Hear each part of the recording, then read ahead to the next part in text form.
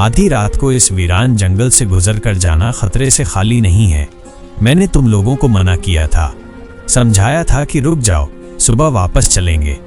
जमीला बेगम बहुत ज्यादा झुंझलाई हुई थी। उन्हें अपनी छोटी बेटी सबा पर बहुत ज्यादा गुस्सा था। सबा माँ की खफगी को खातिर में लाए बगैर कहने लगी, अम्मी आप बिना बात को समझे शुरू हो जाती हैं। मैंने आपको बताया भी है कि कल मेरा पेपर है। पूरा साल मैंने मेहनत की है। अगर मैं कल पेपर देने के लिए नहीं पहुंची तो मेरी मेहनत ज़ाया हो जाएगी। तो तुम्हें मेरे साथ चलने को कहा किसने था? जमीला बेगम ने कहा, मैंने कहा भी था कि अपने बाप के साथ रुक जाओ, हम 1-2 दिन वहां पर रुकेंगे। मेरी बहन की बेटी की शादी है, मुझे तो उसके पास रुकना चाहिए था, मगर तुमने तो मुझे 1 दिन भी वहां ठहरने नहीं दिया। उन्हें अपना ही मलाल सताया जा रहा था। सबा अम्मा की बातों को नज़रअंदाज करते हुए रिक्शे से बाहर देखने लगी थी, जबकि सारा उन दोनों की बातों से बेखबर अपने ही ख्यालों में खोई हुई थी। साकिब भी माँ और बहनों की बातों को खामोशी से सुने जा रहा था। जब रिक्शा अचानक से रुक गया तो जमीला बेगम का खफगी के मारे बुरा हाल हो गया। अरे क्या हो गया रिक्शे को? अचानक से इस वीरान रास्ते पर क्यों रुक गया? रिक्शे वाला कहने लगा, बाजी मैं अभी उतर कर देखता हूँ इसे क्या मसला हुआ है। जमीला बेगम बड़बड़ाए जा रही थी। तभी सबा की नज़र उस पेड़ पर पड़ी। उसे यूं महसूस हुआ जैसे उस पेड़ पर दिए जल रहे हों। वो बेखुद सी रिक्शे से उतरकर नीचे आई। अरे कहाँ जा रही हो तुम? इतनी रात को इस जंगल में जाना बहुत खतरनाक हो सकता है। तुम बहुत नाफरमान हो गई हो सबा, मेरी कोई बात नहीं मानती। सबा कहने लगी, माँ मेरा दिल चाह रहा है कि थोड़ी देर इस खुली फिजा में सांस लूं। देखें तो हमें फितरत को करीब से देखने का मौका ही कहाँ मिलता है। बाहर कितनी ठंडी हवा है। बस मैं इस पेड़ के नीचे थोड़ी देर खड़ी होंगी। जब तक रिक्शा नहीं चलता तब तक मैं यहाँ पर खड़ी रहूंगी। जमीला बेगम उसे रोकती रही, यहाँ तक कि सारा और साकिब ने भी गुस्सा किया। सबा खामोशी से आकर एक साइड पर बैठ जाओ। इतनी रात को इन पेड़ों के नीचे जाकर रुकना मुनासिब नहीं है। अगर कोई जिन्न चिपट गया तो तब हम क्या करेंगे? पहले ही हमारी जिंदगी में परेशानियां बहुत हैं, एक नई मुसीबत हमारी जिंदगी में आ जाएगी। वे सब गुस्सा किए जा रहे थे, मगर सबा कहाँ किसी की बात सुनने वाली थी। वो पेड़ के नीचे जाकर खड़ी हो गई। आंखें बंद करके उस ठंडी हवा के थपेड़े अपने चेहरे पर महसूस करने लगी। तभी उसके बाल हवा से सरसराने लगे।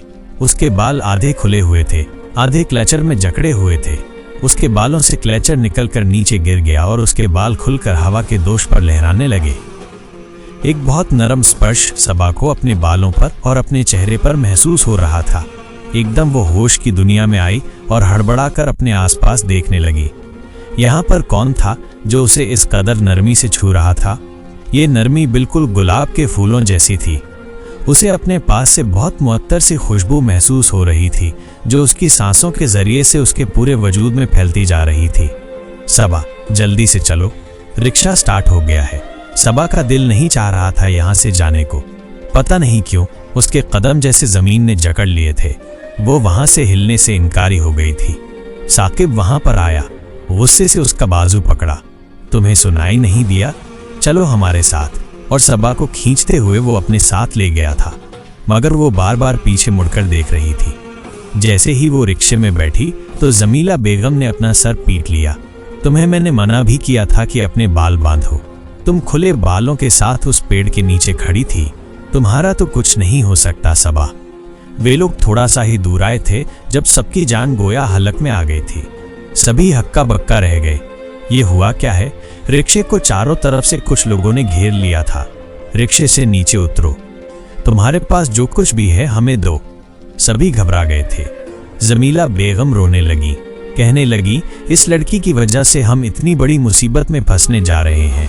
करें तो क्या करें? ये लोग तो हमारा सब कुछ लूट लेंगे। जब इन लोगों की नज़र सबा पर पड़ी तो कहने लगे, अपने सामान के साथ साथ इस लड़की को भी यहीं छोड़ दो और सब यहाँ से चलते फिरते नजर आओ। उनकी बात पर साकिब का खून खौल उठा। सबा हक्का बक्का रह गई और जमीला बेगम ने अपना दिल थाम लिया। कहने लगी, ये जुल्म मत करो, हम गरीब और शरीफ लोग हैं, हमारी बच्ची की जिंदगी बर्बाद हो जाएगी। मगर डाकू कहने लगे, जो कहा है जल्दी से उस पर अमल करो। अपना सारा सामान और अपनी बेटी यहीं पर छोड़कर यहाँ से चलते हुए नजर आओ। वे सब बेबसी की तस्वीर बने डाकुओं की तरफ देखे जा रहे थे। तभी एक अजीब बात हुई। वो डाकू जो उनको खतरनाक तेवरों से घूर रहे थे, अब उनकी आंखों में खौफ छलकने लगा। वो हैरान नजरों से एक दूसरे को देखने लगे। वो अपने गाल पीटने लगे, कभी अपने सर के बाल नोचने लगते। सबा और उसके घर वाले हैरानी से उन डाकुओं को देख रहे थे। उनकी हरकतों को देख देख कर वे लोग और भी ज्यादा खौफजदा हो रहे थे। तभी डाकुओं ने एक सिम्टम में भागना शुरू कर दिया। वो अपने गाल पीटते जा रहे थे और साथ वो चिल्लाते जा रहे थे। जमीला बेगम कहने लगी, आज बहुत अजीब हो रहा है। आज से पहले मैंने ऐसा मंजर अपनी जिंदगी में कभी नहीं देखा। जल्दी से यहाँ से चलो, ऐसा न हो कि वो लोग दोबारा से आ जाएं। जैसे ही रिक्शा वहां से चला तो सबा की जैसे जान में जान आई। वो बार बार पीछे मुड़कर देख रही थी। तब उसने देखा कि वहां पर एक लड़का खड़ा था जो रिक्शे को हाथ लगाकर गोया उन्हें अलविदा कह रहा था। सबा तो हैरत से दंग रह गई। अभी जब लोग वो वहां पर खड़े थे तब तो उसने उस लड़के को नहीं देखा था, मगर अचानक से ये लड़का वहां पर कैसे आ गया और ये था कौन? आज तक सबा ने अपनी जिंदगी में इतना हसीन व जमील आदमी कभी नहीं देखा था। उसका दिल बेख्तियार अंदाज में धड़कने लगा था। आखिर वे लोग घर आए तो उन्होंने खुदा का शुक्र अदा किया कि आज जान और इज्जत के साथ साथ उनकी जमा पूंजी भी बच गई थी। घर आकर जमीला बेगम ने शुक्राने के नफल अदा किए थे और सबा अपने कमरे में आकर सोने के लिए लेट गई थी। आंखें बंद करते ही उसकी आंखों के सामने वही चेहरा घूम कर रह गया था और वो उसी के बारे में सोचते सोचते, उसी के ख्वाब देखते हुए कब नींद की वादियों में उतर गई उसे पता ही नहीं चला। उसे सोए हुए थोड़ी ही देर गुजरी थी जब उसके कानों से एक अजनबी आवाज टकराई थी। सुनो, क्या तुमने पेपर की तैयारी नहीं करनी? जल्दी से उठ जाओ, सुबह होने में थोड़ा ही समय बाकी है। पेपर की तैयारी कर लो वरना बाद में रोती फिरोगी। सबा ने एकदम अपनी आंखें खोल दी और हैरान रह गई कि उसे किसने उठाया। आंखें खोलकर टाइम देखा तो फजर होने में 2 घंटे बाकी थे। वो बमुश्किल 5 घंटे ही सो पाई थी। जल्दी से उसने लाइट ऑन करके अपनी किताब खोल ली, मगर वो क्या पढ़ती? उसकी आंखों के सामने तो एक ही चेहरा छाया हुआ था और जहन रात को होने वाले वाकयात में ही उलझा हुआ था। तभी दरवाजे पर दस्तक होना शुरू हो गई। सर उठाकर देखा तो सामने सारा खड़ी थी। ये लो, चाय पी लो। मैंने सोचा कि तुम पढ़ रही होगी, तुम्हारा जहन फ्रेश हो जाएगा। चाय पीकर तुम्हारी नींद भी भाग जाएगी और तुम आराम से पेपर की तैयारी कर लोगी। सारा को देखकर सबा बहुत खुश हुई थी। कहने लगी, सच में मुझे अभी चाय की तलब हो रही थी। सारा उसके सामने आकर बैठ गई और उसे गौर से देखने लगी। सबा उसे अपनी तरफ टकटकी बांधकर देखता पाकर हैरान रह गई। क्या हो गया सारा, इतना गौर से क्या देख रही हो? सारा के अंदाज आज कुछ बदले हुए थे। उसका देखने का अंदाज, बात करने का अंदाज, सब कुछ बहुत अजीब था। और जो वो चाय बनाकर लाई थी उसका इस कदर लजीज जायका था और इस कदर खुशबू उठ रही थी कि सबा के जैसे सारे हवास बेदार हो गए और वो दिल लगाकर अपनी पेपर की तैयारी करने लगी थी। सच में उसकी नींद भाग गई थी और वो खुद को बहुत तरोताज़ा महसूस कर रही थी। सारा कुछ देर तो उसे देखती रही, फिर वो उठकर वहां से चली गई थी। उसके जाने के बाद सबा को ख्याल आया, सारा को कैसे पता चला कि मैं अभी इस वक्त जाग रही हूँ, पढ़ाई कर रही हूँ, और बहुत ही अच्छी बात हो गई कि वो मेरे लिए चाय बनाकर ले आई। वो तो मुझसे भी ज्यादा कामचोर है और ये चाय कितने मजे की थी। कल मैं सारा से पूछूंगी कि उसने चाय की ये तरकीब कहाँ से सीखी है। अगले दिन जब सबा पेपर देकर वापस आई तो बहुत खुश थी क्योंकि उसका पेपर बहुत अच्छा हो गया था। शाम को जब जमीला बेगम ने सबा को चाय बनाने का कहा तो वो कहने लगी, सारा जैसी चाय तो कोई बना ही नहीं सकता।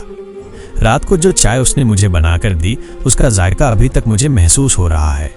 सबा की बात पर सारा खिलखिलाकर हंस पड़ी। कहने लगी, अम्मी देखें तो अपनी बेटी को कैसे काम से जान छुड़ाने के लिए बहाने बना रही है। मैं रात को इतनी थकी हुई थी कि घर आते ही सो गई और मैं इसे चाय बनाकर दूंगी। सारा की बात पर जमीला बेगम हंसने लगी और सबा का मुंह हैरत से खुला का खुला रह गया। कैसी बातें कर रही हो सारा, तुम रात को खुद मेरे पास चाय लेकर आई थी और अब तुम इस बात से इनकार कर रही हो। तुमने चाय नहीं बनानी, मत बनाओ, मगर मुझे ये बता दो कि तुमने वो चाय बनाई कैसी थी। मुझे उसकी तरकीब जाननी है क्योंकि अभी तक मैं उस चाय को पीकर तरोताज़ा महसूस कर रही हूँ। अब सारा और भी ज्यादा जोर जोर से हंसना शुरू हो गई थी। सबा को मालूम हो गया कि वो अपनी तरकीब नहीं बताना चाहती। इसलिए वो गुस्से में बावर्ची खाने में खुद ही चाय बनाने के लिए चली गई। सब कुछ नॉर्मल था, मगर फिर भी कुछ गैर मामूलीपन सबा को महसूस हो रहा था। वही शबो रोज थे, वही दिन, वही रातें, वही घर के मामलात। आजकल वो अपने कॉलेज से फ्री थी, घर में ही माँ के साथ किचन के कामों में हाथ बटा रही थी। आजकल सारा को घर के कामों से छुट्टी थी, क्योंकि उसकी शादी की तारीख रख दी गई थी और अब वो ज्यादातर अपने हुस्न को संवारने निखारने में मसरूफ रहती थी। उस दिन जमीला बेगम कहने लगी, सबा मैं बाजार जा रही हूँ, जल्दी वापस आ जाऊंगी। तुम ऐसा करो, आज खाना बना लेना, दोपहर को बिरयानी और कोरमा भी बना लेना, क्योंकि सारा के ससुराल वाले आ रहे हैं। अच्छा नहीं लगता कि वो खाना खाए बगैर वापस जाए। सबा तो ये सुनकर ही घबरा गई। अम्मी, मैंने कभी अकेले दावत का खाना तैयार नहीं किया, मैं ये सब कैसे करूंगी? जमीला बेगम कहने लगी, तुम अब कोई छोटी बच्ची नहीं हो, बल्कि अब एक जवान लड़की हो। तुम्हारी उम्र की लड़कियां पूरे घर का काम संभाल सकती हैं, तो तुम क्यों नहीं? जब मैं घर आऊं तो मुझे कोई शिकायत नहीं मिलनी चाहिए। वह लोग चले गए थे, जबकि सबा घर में अकेली रह गई थी। वो बहुत ही ज्यादा झुंझलाई हुई थी। जैसे तैसे उसने दावत का खाना तैयार किया। खाना तो अच्छे से बन गया था, मगर जब उसने बिरयानी को दम पर लगाया तो अपने कमरे में आराम करने के लिए जाकर लेट गई। सोचने लगी कि कुछ देर आराम कर लूं, तबीयत फ्रेश हो जाएगी। मगर जैसे ही बिस्तर पर लेटी तो उसे नींद आ गई। बहुत थकी हुई थी, आज से पहले इतना काम नहीं किया था, इसलिए आराम करते ही नींद उसके हवासों पर तारी हो गई। एक जोरदार आवाज पर उसकी आंख खुली थी। दरवाजा जोर जोर से बजाया जा रहा था। होश आने में सबा को वक्त लगा और जब उसे वक्त का अंदाजा हुआ तो जमीला बेगम मेहमानों के साथ घर पर पहुंच चुकी थी और सबा को याद आया कि उसने तो बिरयानी चूल्हे पर दम पर लगाकर रखी थी। टाइम देखा तो 2 घंटे गुजर गए थे। उसके हाथ पांव फूलने लगे। क्या 2 घंटे से बिरयानी चूल्हे पर थी? इतनी देर से चूल्हा जल रहा था। अल्लाह करे कोई नुकसान ना हुआ हो। वो भागते हुए किचन में गई। देखकर तो हैरान रह गई कि चूल्हा बंद हो चुका था। उसने जल्दी से दरवाजा खोला और हक्का बक्का अंदाज में सब मेहमानों से मिली। फिर भागते हुए जब किचन में आई तो उसने बिरयानी का ढक्कन उतार कर देखा।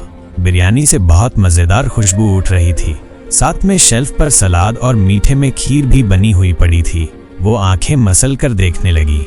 हैरत ही हैरत थी। सोचने लगी, घर में तो मेरे अलावा कोई भी नहीं था, फिर ये सब क्या है? ये काम किसने किया? और ये बिरयानी तो मैंने खुद दम पर लगाकर अपने कमरे में जाकर सो गई थी। मैंने तो चूल्हा बंद नहीं किया और ये सब काम भी मैंने नहीं किए हैं। फिर ये किसने किए हैं? सबा जहनी तौर पर बुरी तरह से उलझ कर रह गई थी। फिर सोचने लगी, कहीं ऐसा तो नहीं कि मैं नींद में उठकर किचन में आ गई और ये सारे काम मैंने नींद में किए और ये सब मेरे जहन से निकल गए हैं। उसे दिल ही दिल में इस बात की परेशानी थी कि पता नहीं खाना कैसा बना होगा, सब लोग क्या कहेंगे। मगर मेहमानों ने उसके खाने की बहुत तारीफ की। जमीला बेगम भी हैरान थी कि उनकी बेटी के हाथ में इतना लजीज जायका कैसे आ गया कि वो मेहमानों का इतना ज्यादा और इतना मजेदार खाना बना लिया। मुझे इस बात की उम्मीद नहीं थी। मेहमानों के जाने के बाद उन्होंने खास तौर पर सबा को इस बात की शाबाशी दी और उसे बहुत सराहा। सबा हैरान थी कि उसने तो खाना इतना मजे का नहीं बनाया था, बल्कि खाने में तो नमक भी थोड़ा तेज हो गया था। वो तो समझ रही थी कि अम्मी डांट पड़ेंगी, मगर वो तो तारीफों के टोकरे बरसा रही थीं। रात को जब सबा अपने कमरे में आकर लेटी तो उसका जी चाहने लगा कि वो पिज्जा मंगवा कर खाए। उसने अपनी पॉकेट मनी देखी, सारे पैसे वो खत्म कर चुकी थी। सोचा कि अम्मी से जाकर लूं, मगर फिर उनकी मुतवक्के डांट का सोचकर खामोश हो गई। एक तो वो फास्ट फूड के खिलाफ थी और दूसरा फिजूल खर्ची उन्हें सख्त नापसंद थी। सबा वॉशरूम में गई। जब वापस आई तो उसके साइड टेबल पर एक स्मॉल साइज का पिज्जा पड़ा हुआ था। सबा की आंखें हैरत से फैलती चली गईं। वो भागते हुए साइड टेबल की तरफ गई तो सामने गरम गरम पिज्जा पड़ा देखकर उसके मुंह में पानी आ गया। सबा ने बिना सोचे समझे पिज्जा खाना शुरू कर दिया था और तब उसे ख्याल गुजरा कि ये पिज्जा यहाँ पर लाया कौन है। भाई तो अपने कमरे में सो रहा होगा और घर में किसी से भी मैंने इस बात का जिक्र नहीं किया और इसके अलावा तो घर में कोई इतने शौक से ऑर्डर भी नहीं करता था। अब वो इसी बारे में सोचते सोचते सो गई थी। अगले दिन जब उठी तो उसके जहन पर यही सब बातें सवार थी जो उसके साथ पिछले दिनों से गैर मामूली बातें हो रही थी। आज उसने अपनी अम्मी से जिद लगा ली कि वो उसे डिजाइनर सूट लेकर दें। जमीला बेगम कहने लगी, बेटा हालात तुम्हारे सामने हैं। तुम्हारी बहन की शादी पर इतना खर्चा हो रहा है, तुम्हें इतने महंगे सूट कहाँ से लेकर आऊं? इतने पैसों में तो उसके दहेज की 2-4 चीजें आ जाएंगी। सबा अपने कमरे में चली गई थी। वो बहुत उदास थी, उसकी आंखों से आंसू बह रहे थे। तभी उसके जहन में एक आइडिया आया। सोचने लगी कि पिछले कुछ दिनों से तो मेरे साथ बहुत अजीब हो रहा है। जिसकी मैं ख्वाहिश करती हूँ वो मुझे मिल जाती है। कहीं ऐसा तो नहीं कि मेरे ऊपर कोई जिन्न आशिक हो गया है? अगर ऐसा है तो मेरे तो वारे न्यारे हो जाएंगे। अब मैं उस दिन से जो भी बोलूंगी वो मुझे मिल जाएगा। क्यों ना मैं उसे ये कहूँ कि अम्मी के पर्स में बहुत सारे पैसे रख दे जिनकी अम्मी को ज़रूरत है, और वो मुझे मेरी मर्जी का सूट भी ला कर दे दे। अभी सबा ये सब खुद कलामी कर ही रही थी जब उसके कानों में अपनी माँ की चीखती हुई आवाज़ सुनाई दी। वो तो पूरी तरह घबरा गई। भागते हुए वो अपनी माँ के कमरे में गई तो सारा भी सामने खड़ी थी। वो भी उसकी तरह हैरत का सवाल बनी अपनी माँ को देख रही थी, जिनके हाथ में पर्स था और वो बेयकीनी से अपने पर्स को देख रही थी। सबा उनके पास आई। अम्मी क्या हुआ है आपको? जमीला बेगम ने खुशी भरी निगाहों से देखा। कहने लगी, अल्लाह ने हमारी गैब से मदद की है। वो दोनों बहनें नासमझी से अपनी माँ को देखने लगी। सबा को कुछ अंदाजा हो रहा था कि कहीं उसकी दुआ कबूल तो नहीं हो गई। तभी जमीला बेगम कहने लगी, मेरे पर्स में पूरे 1 लाख की रकम मौजूद है। मैं नहीं जानती कि ये पैसे कहाँ से आए। इतने पैसे तो मैंने कभी अपने पास नहीं रखे। अब तक तो हमारे पास जो कुछ भी था वो हम लोग खर्च कर चुके थे। मेरे पास तो अभी चंद हजार बचे थे और ये पैसे मेरे पास कहाँ से आए? सबा को इस बात का यकीन हो गया था कि उस पर सच में ही कोई ऐसा जिन्न आशिक है जो उस पर बहुत मेहरबान है और वो जो भी मांगेगी वो उसे मिल जाएगा। तब सबा कहने लगी, अम्मी ये पैसे मुझे लगता है मेरी वजह से आपको मिले हैं। बस आप मुझे खुश कर दें। कहते हैं बेटियों पर खर्च करने से अल्लाह राजी होता है और वो इंसान को और भी ज्यादा अता करता है। अब जमीला बेगम का मूड बहुत खुशगवार था। कहने लगी, हाँ अभी चलो मेरे साथ। मैं तुम्हें तुम्हारी पसंद का डिजाइनर सूट लेकर देती हूँ और सारा के लिए भी कुछ चीजें ले लेती हूँ। कितने टाइम से मैं सोच रही थी कि अपनी बेटी के दहेज में ये सब आइटम रखूंगी, मगर इतनी तौफीक न थी और आज अल्लाह ने मुझे इस चीज की तौफीकत दे दी है। शाम को वो लोग खुशी खुशी शॉपिंग करके घर आए थे। जमीला बेगम ने सारी बात अपने शौहर को बताई तो वो भी खुदा का शुक्र अदा करने लगे। अब सारा के दहेज की सारी चीजें मुकम्मल हो चुकी थीं। बस अब मेहमानों के खाने का इंतजाम करना था, जिसके लिए अजमल साहब ने पहले से ही बंदोबस्त कर रखा था। और यूं शादी की तैयारियां खुशी से दोनों घरों में होने लगी थीं। सबा तो इटलाती हुई शादी के फंक्शन में चलती जा रही थी। वो आज खुद को आसमान से उतरी हुई कोई हूर समझ रही थी और ये सच भी था। सबने ये कहा था कि आज वो नजर लग जाने की हद तक प्यारी लग रही है। पूरी शादी की तकरीब के दौरान सबा को यूं ही महसूस होता रहा कि वो किसी की खास नजरों का मरकज बनी हुई है। किसी की गहरी नजरें उसे अपने चेहरे का तवाफ करते हुए महसूस हो रही थीं। नजरों की तपिश उसे वाज़ह तौर पर अपने वजूद के आर पार होती हुई महसूस हो रही थी और ये चीज उसे घबराहट में मुब्तला करने के बजाय एक अजीब सी सरशारी से सरशार कर रही थी, क्योंकि वह जान गई थी कि उस पर कोई जिन्न आशिक हो चुका है जो उसके लिए कुछ भी कर सकता है, जो उसकी हर ख्वाहिश को पलक झपकते में पूरी कर सकता है। अब वो हर रोज अपनी पसंद की चीजें हासिल करने लगी थी। वो सिर्फ अपने मुंह से ये बात निकाल देती, मुझे ये चाहिए, मेरा दिल चाहता है कि मेरे पास ये सब हो, और तब उसके पास पलक झपकते ही वो चीज पहुंच जाती। सबा की खुशी का कोई ठिकाना न होता। अब उसका रिजल्ट भी आ गया था। वो अच्छे नंबरों से पास हो गई थी। अब उसने आगे यूनिवर्सिटी में एडमिशन भी ले लिया था। एक दिन अपनी सहेलियों के साथ बात कर रही थी जब जिन्नात का जिक्र छिड़ गया। लड़कियां कहने लगी, जिन्नात जिस पर आशिक हो जाते हैं वो उसकी जिंदगी को अजीर्ण बना देते हैं। सबा उनकी बात को नाक पर से मक्खी की तरह उड़ाया। अरे कैसी बातें कर रही हो तुम? मैं इस बात पर यकीन नहीं रखती। जिन्नात जिस पर मेहरबान होते हैं वो उसकी जिंदगी को बदल के रख देते हैं और उसे वो सब कुछ अता करते हैं जिसकी इंसान को ख्वाहिश होती है। तब उसकी सहेलियां जोर जोर से हंसने लगी। सबा, तुम ख्वाबों की दुनिया में ज्यादा रहती हो, शायद तुम कहानियां कुछ ज्यादा ही पढ़ने लगी हो। अरे जब जिन किसी पर आशिक हो जाता है तो उसके लिए तो जीना दुभर हो जाता है। वो जिन्नात ना तो इंसान की शादी होने देते हैं, ना उन्हें अपनी जिंदगी में सुकून से रहने देते हैं, बल्कि वो उनकी जिंदगी का सारा सुकून गारत कर देते हैं। अगर जिन किसी लड़की पर आशिक हो जाए तो वो अव्वल तो उसकी शादी ही नहीं होने देते, और अगर लड़की की शादी हो भी जाए तो बाद में उसकी जिंदगी को अजीब बना देते हैं। ये सब बातें सुनकर सबा की आंखें हैरत से फैलती चली गई थीं। वो सोचने लगी कि क्या वो जिन जो पलक झपकते में उसकी हर ख्वाहिश को पूरा कर सकता है, क्या वो उसकी जिंदगी को अजीर्ण बना सकता है, उसकी जिंदगी की खुशियों को उससे दूर कर सकता है। घर आने के बाद उसने बातों बातों में अपनी माँ से भी इन बातों का जिक्र किया तो जमीला बेगम ने वही बातें की जो वो अपनी सहेलियों से सुन चुकी थी। बकौल उनके हर वक्त ऐसी चीज़ों से अल्लाह की पनाह मांगनी चाहिए, हर वक्त जिक्र व अज़कार में मशरूफ़ रहना चाहिए, अपना हिसार बांध के रखना चाहिए ताकि अल्लाह ऐसे शरीर मखलूक़ात से इंसान को बचाए। ये सब बातें सुन सुनकर सबा का दिल दहलने लगा था, मगर उसके साथ ऐसा कुछ भी नहीं हो रहा था। वो जो भी मांगती उसे मिल जाता। वो खुश थी कि उसके हाथ में किस्मत के ताले की चाबी आ गई है, वो जो चाहे हासिल कर सकती है। आज तक वो जो कोई भी था उसके सामने नहीं आया था, ना उसने कभी अपनी मौजूदगी को आश्कार किया था। हाँ, ऐसा ज़रूर था कि सबा उसकी मौजूदगी को महसूस कर सकती थी, उसकी सरगोशी आवाज़ को सुन सकती थी, मगर उसे कभी अपने सामने मुजस्सम नहीं देखा था। अब सबा ने जब दोबारा अपनी सहेलियों से इस टॉपिक पर बात की तो उन्हें टोक दिया। कहने लगी, कितने साल से मेरे साथ ये मामला चल रहा है, आज तक उसने मुझे कभी कोई दुख नहीं दिया, कभी मुझे नुकसान नहीं पहुंचाया, बल्कि हमारे घर में खैर व बरकत है। तुम नहीं जानती कि हमारा घर कितना खुशहाल हो चुका है। आज तक जो भी मांगा मुझे मिला। मेरे पास बेमौसमी फल आते हैं, मेरे पास वो सब चीज़ें आ जाती हैं जिनके बारे में सिर्फ मैं सोचती हूँ।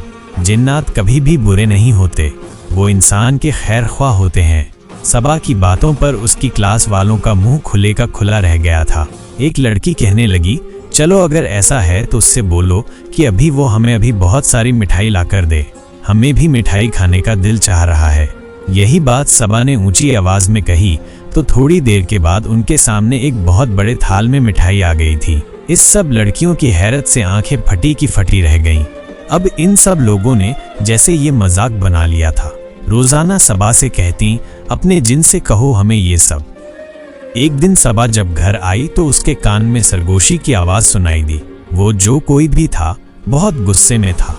गुस्से में सबा को तभी करते बोला, ये ड्रामा बंद करो, सब लोगों को ये बताना छोड़ दो कि मैं तुम्हारे आसपास मौजूद हूँ, मैं तुम्हारी मदद करता हूँ। अगर तुमने ये सब बताना नहीं छोड़ा तो मैं दूर चला जाऊंगा, मैं कभी दोबारा तुम्हारी जिंदगी में नहीं आऊंगा। सबा ये बात सुनकर जोर से हंस पड़ी। उसे अंदाजा हो गया था कि वो जो कोई भी है उसके हुस्न का असीर हो चुका है, और जब कोई जिन किसी पर आशिक हो जाते हैं तो किसी सूरत भी उसका पीछा नहीं छोड़ते। सबा ने उसकी तबीर को नज़रअंदाज कर दिया। अब ये बातें पूरे कॉलेज में फैल चुकी थीं कि सबा के साथ एक जिन है जो उसकी हर ख्वाहिश को पूरा करता है। कॉलेज की लड़कियां अब उससे उल्टे सीधे सवाल करती, उसे अपनी अपनी ख्वाहिशात की तकमील करवाने के लिए उसके पास बैठी रहती। सबा गर्दन अकड़ाए सब में खुद को जैसे कोई मलिका तसव्वुर करने लगती, जिसने अपनी खूबसूरती की बिना पर जैसे कोई तमगा जीता हो। एक दिन वो कॉलेज से बाहर निकली तो उसके सामने एक फकीर आया। कहने लगा, तुम मेरे साथ चलो, तुम्हारे साथ वो जो कोई भी है मैं उसे कैद करना चाहता हूँ, उसे हासिल करना चाहता हूँ। ये सुनकर सबा बुरी तरह घबरा गई। वो वहाँ से भागने लगी। सीधा घर आकर उसने दम लिया था। अब वो फकीर सबा को रोजाना रास्ते में तंग करने लगा, उसे इस बात पर उकसाने लगा कि उसके साथ चले। उसने सबा को बहुत लालच दिया कि वो उसे बहुत सारे पैसे देगा। सबा ने घर में ये बात अपने अब्बू और भाई को बता दी। पहले तो वो इस बात पर हैरान हुए कि सबा इतनी बड़ी बात उनसे छुपाई हुई थी। फिर उन्हें गुस्सा आ गया कि सबा ने इस बात का ढिंढोरा क्यों पीटा। अब्बू अब रोजाना उसे खुद ही कॉलेज में छोड़ने और लेने जाने लगे। इस दौरान सबा ने एक बात महसूस की कि ना तो उसके आसपास वो खुशबू महसूस होती है, ना किसी मौजूदगी का एहसास होता है। इसका मतलब ये था कि वो जो कोई भी था वो उससे दूर हो गया था। उसकी तबीह को सबा खातिर में नहीं लाई थी, तभी वो उसे छोड़कर चला गया। सबा अब उसे पुकारने लगी, देखो तुम जहाँ कहीं भी हो वो वापस आ जाओ, मुझे तुम्हारी आदत हो गई है, तुम्हारे बगैर अधूरा महसूस कर रही हूँ। मैंने तो सुना था कि जिन्नात कभी भी नहीं जाते, जिसकी जिंदगी में आ जाते हैं तो हमेशा उसके साथ रहते हैं, मगर तुमने तो मुझे धोखा दिया, अपनी आदत डालकर तुम चले गए हो। सबा पुकारती रहती, रोती रहती, मगर ना तो उसे दोबारा वो खुशबू महसूस हुई, ना किसी मौजूदगी का एहसास हुआ।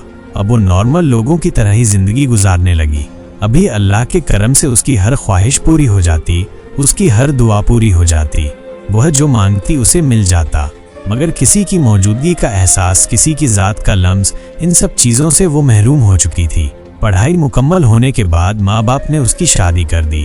किस्मत से उसे एक अच्छा शौहर मिला था जो उसका ख्याल भी रखता, उससे मोहब्बत भी करता था। आहिस्ता आहिस्ता सबा उस दिन वाले वाक़े को भूलने लगी थी और अपनी ज़िंदगी में मशरूफ़ हो गई थी। वो आज भी इस बात पर सोच रही है, वो उलझती है कि वो कौन था और वो उसके साथ ही था, और फिर वो अचानक से इतनी खामोशी से उसकी ज़िंदगी से कहाँ चला गया। तो दोस्तों, ये थी आज की कहानी। इसी तरह की कहानी सुनने के लिए इस चैनल हुसैन डेली शॉर्ट्स को सब्सक्राइब ज़रूर करें और बेल आइकन दबाना न भूलें। फिर मुलाकात होगी एक नई वीडियो में। अल्लाह हाफिज़।